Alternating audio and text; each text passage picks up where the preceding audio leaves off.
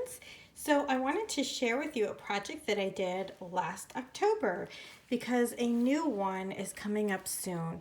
And it really kicked off a very, I would say, successful fall journaling season for me. I really got in the habit of making these daily entries and it just carried through. This was my November insert. And so I just feel like it was kind of the start of a very crafty and period for fall last year. And the gal who coordinated it all last year, she is going to run it again this year, and registration just opened. It is a free project to celebrate her favorite month of the year, and she does a great job. It's not just, a one sentence prompt. She really, I think, took the time last year to make thoughtful and meaningful prompts that really made you think of a couple different options for what you could write about each day. And she kind of almost wrote like maybe a mini essay for some of the days about what you could write about. And I just thought it was a very well done project that she ran, and I encourage you to check it out. I will leave all of the links that you need to sign up below.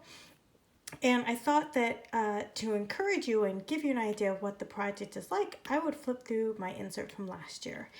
So, like I said, the project is called Celebrate October, and I actually made this really cute cover. I decorated it really nicely, I thought, last year. But when I went to store it in my bin, some of these things were a little delicate, especially, this piece. So I did make a little slip cover to protect it. But like I said, I thought it came out really cute. This is just some fussy cut bits from a piece of patterned paper. And I believe, I'm pretty sure this is a Webster's Pages card, but I'm not 100% sure. I did use some Webster's Pages supplies, and this is actually the insert that comes when you buy one of their traveler's notebooks. And it's not the highest quality paper.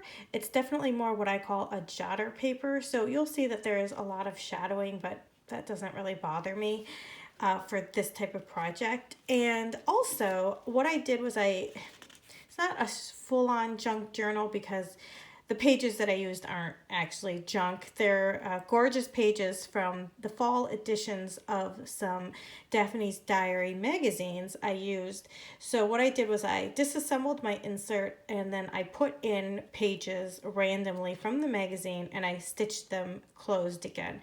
This project was kind of where I learned maybe you don't want to stitch it closed because sometimes the backgrounds didn't exactly match what I wanted to journal about, but I made it work because I had kept a fall palette. So I added a little pocket here. This has some football tickets and some jet pen orders that I made during the month. This picture I took at my godmother. She had a Halloween like a booty, and so I thought that was a cute picture to put there. So I'll get into the prompts. So this one was my fall favorites, and so I usually have the prompt somewhere written, and then I have the date stamped at the bottom. And one of the reasons why I like these prompts, this style of prompt project, is because there isn't the pressure to have a photograph every day. You can use your ephemera. You can use, like I said, the decorative papers. This is a page from my Daphne's Diary. Because some of this paper was rather see-through, I also would sometimes attach a sheet of grid paper. This is something I fussy cut out of a printable that I liked, and this, of course, is a football ticket. And so I'm not going to say all of the prompts because I think they're pretty apparent from looking at the page. Like this is World Teacher Day. This was like a currently watching Halloween movies. And, she gave the prompt, but then a lot of times what I write about is based on what she wrote about in the prompt that she provided. So I really liked that. And like I said, this is a picture of a tree in our backyard, but you'll notice that there's a lot of entries without any actual photos. This is like cut from a magazine. Oh, and you'll notice because I did share a lot of these on my Instagram last fall. I shared, I think, most of the pages. A lot of times we were having inclement weather because it's Michigan in October, so there's a lot of pages that had sort of this on it, because when I would be taking the picture, it would be sprinkling, or it would be snowing. So I know, snow in October. So there are some pages like that, but I've just decided it kind of, adds to the project. So this is a scan of a picture of my husband and I on our homecoming. This is relatively early into our relationship. This is my picture of me holding a donut on a day we went out with my friends, but then this is from a magazine, and you can see that I have put together different stamps to help tell my answer. This is one of my favorite ones. This is a picture I cut from a magazine that I had been wanting to use in a journal. These images here are actually from the paper that I got from the Daphne's Diary. And this is from a Daphne's Diary too. And then these are printables. So this was about television shows. And so you'll see that even though it's in October, Celebrate October, they're not all about fall or super Halloween. It's more like the season and some things that happened during October, like the Disney Company was founded. So, and like this was National Pasta Day, so you could talk about pasta here. And National Mammography Day and Sweetest Day. And then, there are some seasonal ones like autumn decor. Again, this is the back. This is a page from a Daphne's Diary. It's actually a reader's page where you submit pictures of things that you've done.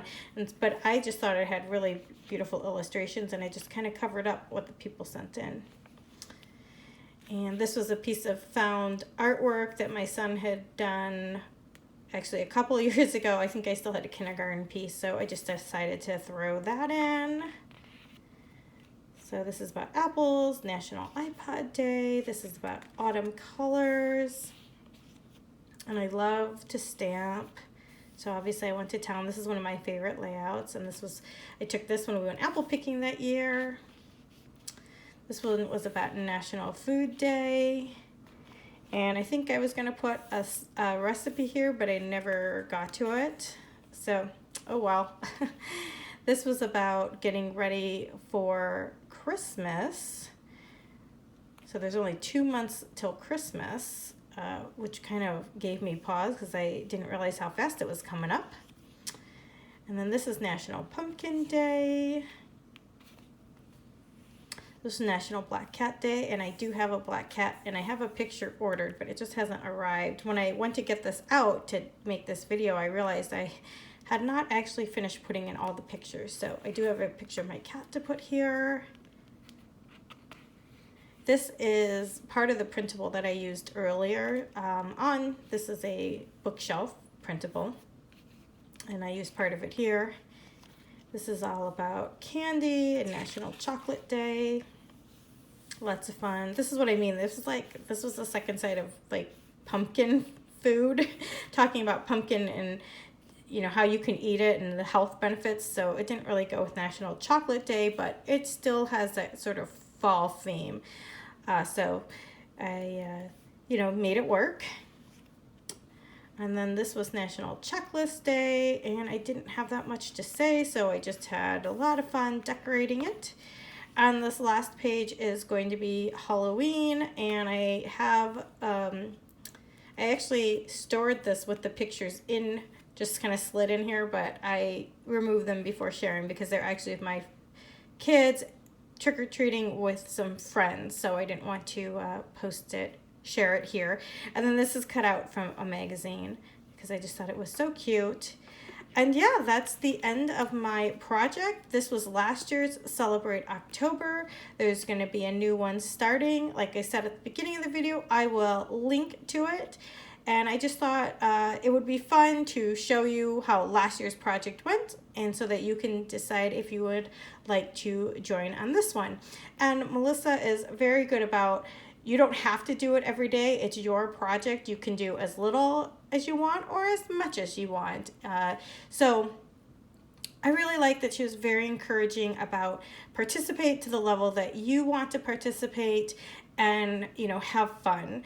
Because, it can be stressful if you commit yourself too much and then you don't have the time to do it all and then you feel like you didn't accomplish what you want to accomplish. I think if that's why, when I made this, I thought, I can do this in October, but if I need to, I can keep on with the fall theme into November. So it was exciting to get the whole month in here, but like I said, if you're afraid of a daily journaling activity, really look into this one. I think it has a lot more support for you to be successful than just, sometimes you see those images where it's just every day with like one or two words written next to it with your prompt. I think that this is a more supported journaling challenge because, like I said, Melissa does a really good job summarizing some ideas and giving the why we might want to write about this or why this day is important. Thank you so much for watching. I hope you consider joining us. I'll leave all the information below.